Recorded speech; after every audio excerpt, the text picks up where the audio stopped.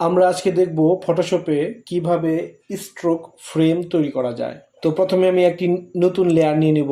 Stroke frame তৈরি করার জন্য আমাদের সবসময় আসতে হবে রেক্ট্যাঙ্গুলার মার্কি টুলে। আমরা রেক্ট্যাঙ্গুলার মার্কি টুল সিলেক্ট করব। রেক্ট্যাঙ্গুলার মার্কি টুল সিলেক্ট করার পর এখানে খেয়াল করতে হবে স্টাইলে বিভিন্ন সাইজ আমরা দিয়ে নিতে পারি। এখানে যদি আমি নর্মাল রাখি, নর্মাল রাখার পর আমি যদি এখানে এভাবে আঁকি, আমি কিন্তু এটা ফ্রিলি আঁকতে পারবো। আমি যদি নর্মালে রাখি, এভাবে ফ্রিলি আমি যে কোনো সাইজ আমার মন মতো আমি এঁকে নেব।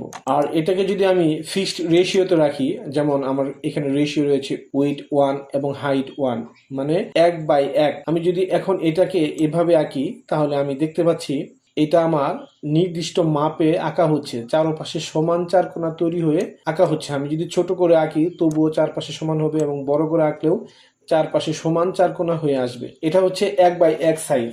আবার আমি যদি এখানে স্টাইলে এসে এখান থেকে ফিক্সড সাইজ তৈরি করি, যেমন এখানে আমি 1920 পিক্সেল ইন্টু 1080 পিক্সেল দিয়ে রেখেছি। তো আমি যদি এখানে রেক্টেঙ্গুলার সিলেক্ট থাকা অবস্থায় আমি আর্টবোর্ডের উপরে একটি ক্লিক করি, তাহলে আমরা দেখতে পারবো আমার আর্টবোর্ডের চারপাশে সমান হয়ে একটি সিলেকশন তৈরি হয়েছে। কারণ এখানে আমার আর্টবোর্ড রয়েছে 1920 ইন্টু 1080 এবং আমার রেক্টেঙ্গুলার মার্ক টুলের সাইজও রয়েছে 1920 ইন্টু 1080। এই জন্য আমাদের আর্টবোর্ডটিকে চারপাশে সুন্দরভাবে সমান করে ধরে রেখেছে। তো এভাবে আমরা বিভিন্ন সাইজ এভাবে মার্কেট টুলে এঁকে নিব।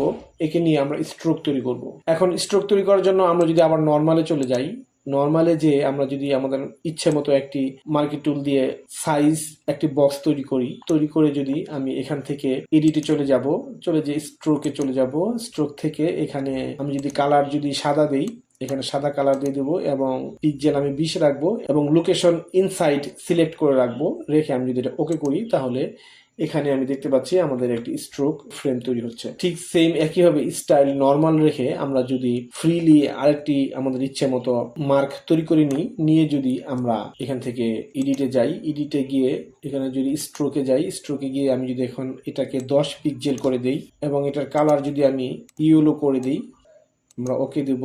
আমরা দেখতে পাচ্ছি এখানে 10 পিক্সেলের একটি স্ট্রোক লম্বালম্বি তৈরি হয়েছে।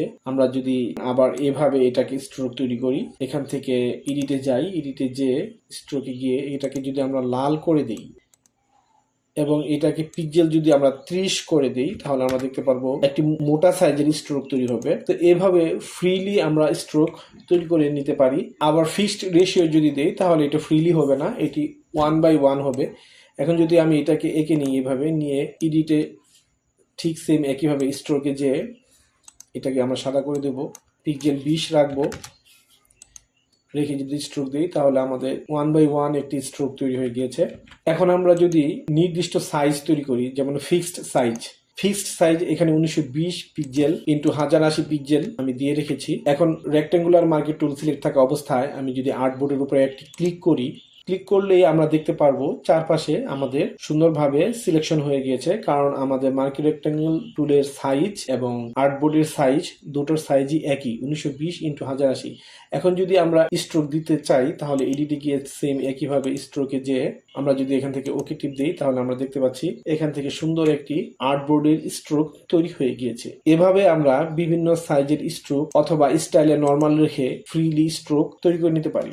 এখন যদি আমরা কোনো ছবির উপর স্ট্রোক তৈরি করতে চাই, তাহলে আমরা যদি এখানে এই ছবিটিকে স্ট্রোক দিই, যেমন আমি এই ছবিটিকে নর্মাল অবস্থায় স্ট্রোক দিতে চাচ্ছি, কিন্তু আমি এই বক্সটিকে সরাতে পারছি না। ছবিটিকে ঠিক মাঝখানে রাখার জন্য আমি যদি বামে চাপ দিই তবুও হচ্ছে না, ডানে চাপ দিই তবুও হচ্ছে না, বক্সগুলো এলোমেলো হয়ে যাচ্ছে, কিন্তু আমি বক্স সরাতে পারছি না। যদি বক্স সরাতে চাই, তাহলে আমাদের স্পেস বার ধরে এভাবে আমরা বক্স সরাতে পারি।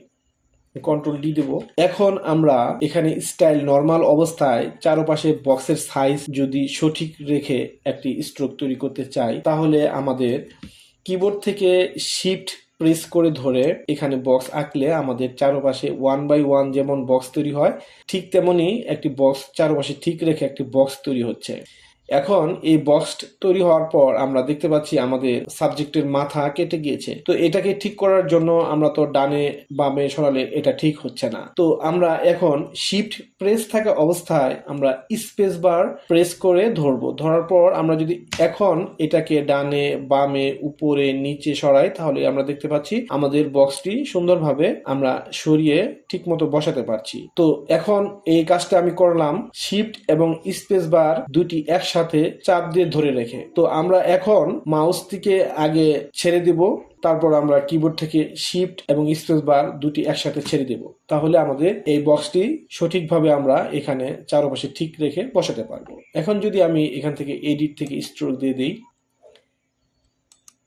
এখন আমরা দেখতে পাচ্ছি ছবির উপর সুন্দর একটি স্ট্রোক তৈরি হয়ে গিয়েছে। এখন আমরা এই ছবিটিকে যদি আমরা আলাদাভাবে তৈরি করে নিয়ে ছবির চারপাশে স্ট্রোক দিতে চাই তবুও দিতে পারবো। এখন আমি কিবোর্ড থেকে কন্ট্রোল এন চেপে একটি নতুন ডকুমেন্ট নেব। আমি এটাকে 1920x1080 রাখবো।